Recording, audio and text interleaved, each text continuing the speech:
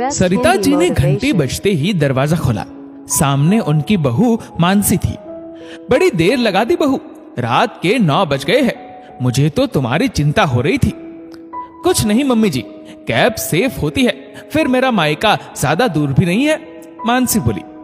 तुम तो शाम की चाय पर गई थी, अब तो रात हो गई, चलो खाना खा लो, मैं लगा देती हूँ, सरिता जी ने कहा। मम्मी जी मायके गई थी, मुझे मम्मी बिना खाना खाए आने देती क्या? और हाँ, उन्होंने आप सबके लिए भी टिफिन पैक कर दिया है। मानसी, इस तरह हर बार मम्मी और भाभी को परेशान करना ठीक नहीं है। इस तरह से खाना बनवा के लाना भी मुझे अच्छा नहीं लगता है। तुम खाकर आ जाती, मैंने अपना और बाकी सबके लिए खाना बना लिया है। कोई बात नहीं, सुबह काम आ जाएगा, मानसी लापरवाही से बोली और अपने कमरे में चली गई। सरिता जी खुश नहीं थी। आए दिन मानसी मायके चली जाती थी और उसे घर आकर खाना ना बनाना पड़े तो वो खाना बनवा के ले आती थी। सरिता जी को ये सब पसंद नहीं था। इससे उनका आत्मसम्मान आहत होता था। कोई त्योहार नहीं हो फिर भी बहू के यहाँ से इतना आना उन्हें अखरता था। सरिता जी मानसी को कई बार समझा चुकी थी, पर मानसी इकलौती बेटी थी तो उसे लगता था कि वो सही करती है। भाभीियों पर वो हुक्म चलाती थी। अभी मानसी के कोई बच्चे भी नहीं थे। घंटों मायके रुककर आ जाती थी। मानसी की 2 भाभियां हैं जिनके छोटे बच्चे हैं। दोनों भाभियां मानसी को सराखों पर रखती थी। मानसी की मम्मी की ही घर में चलती थी। भाभियां उनसे बहुत डर कर रहती थी। शोभित, तुम मानसी को क्यों नहीं समझाते हो? मानसी मायके जाती है, वहां रहती है, मुझे उससे कोई दिक्कत नहीं है, पर वहां से टिफिन बनवा कर लाना मुझे पसंद नहीं है। सरिता जी ने अपने बेटे शोभित से बात की। मम्मी, मैं उसे समझाता हूँ। शोभित ने मानसी से इस बारे में बात की। शोभित की बातें सुनकर मानसी गुस्सा हो गई। मैं जबरदस्ती खाना बनवा के नहीं लाती हूँ, मेरे मायके वाले भेज देते हैं। ससुराल वालों को और क्या चाहिए?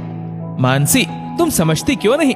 कल को हम रितु की शादी करेंगे, वो अपने ससुराल जाएगी, वो भी इस तरह का व्यवहार करेगी तो तुम्हें बुरा नहीं लगेगा? तुम भी उसके ससुराल ऐसे ही टिफिन बनाकर भेजोगी?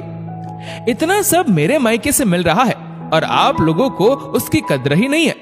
मानसी गुस्से से बोली, जैसे वो ना कुछ सुनना चाहती है ना ही समझना चाहती है। सरिता जी शोभित दोनों चुप हो गए। उन्होंने एक योजना बनाई। अगली बार जब मानसी मायके गई तो शाम 7 बजते ही सरिता जी ने समधन जी को फोन कर दिया। आप टिफिन पैक करवा के मत भेजिएगा, आज हम सब खाना बाहर होटल में खाने जाएंगे। ये सुनकर मानसी की भाभियों को आराम मिला, वरना हर बार मानसी के जाते ही उन पर तनाव हो जाता। पहले तो ननद रानी के लिए खाना बनाओ, फिर बाकी सास ससुर ननद के लिए बनाकर भेजो। ये सुनकर मानसी भी जल्दी ही ससुराल पहुंच गई और वहां का नजारा देखकर आग बबूला हो गई। आपने मुझसे झूठ बोला कि हम खाने के लिए बाहर जाएंगे, अब मुझे भी रसोई में लगना होगा। अच्छा भला टिफिन बन रहा था, किसी को कोई काम तो नहीं करना पड़ता। मानसी की बातें सुनकर शोभित गुस्सा हो गया। मानसी, तुम्हें समझ नहीं आता क्या? इससे मेरे और मेरे परिवार का आत्मसम्मान आहत होता है। वो परिवार जो अब तुम्हारा भी है, जिसके सम्मान की रक्षा करना तुम्हारा भी दायित्व है। तुम इस तरह आए दिन हमारा अपमान नहीं कर सकती। कोई अपमान नहीं होता है। मम्मी खुशी से सब पैक करती है, इसी बहाने मुझे आराम मिल जाता है, मुझे खाना नहीं बनाना पड़ता। पर इन सब का भार तुम्हारी भाभीियों पर पड़ता है। यहाँ मैं और तुम्हारी ननद रितु भी मदद कराती है। तुम अकेले तो कभी खाना नहीं बनाती हो। मानसी, तुम्हें समझना होगा। ये कहकर सरिता जी चुप हो गई। एक दिन मानसी ससुराल में बिना बताए अचानक से मायके पहुंच गई। भाभीियों के बच्चे देखते ही बोले, बुआ टिफिन लेने आ गई। बच्चों के मुंह से ये सुनकर मानसी अंदर तक हिल गई। वो शर्म से पानी पानी हो गई।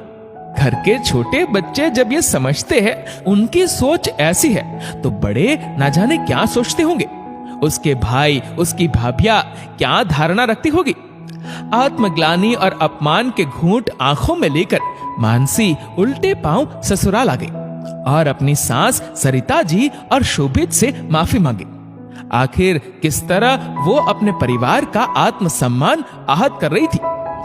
दोस्तों, शादी के बाद ये एक लड़की के ही हाथ में होता है कि वो किस तरह अपने ससुराल वालों का सम्मान मायके में बनाकर रखती है। जिस घर में वो बहू बनकर आती है, उस घर से जुड़ जाती है, तो उसका फर्ज बनता है वो अपने ससुराल वालों की इज्जत बनाकर रखे। दोस्तों, इस वीडियो को लेकर आपकी क्या राय है, नीचे कमेंट करके जरूर बताएगा।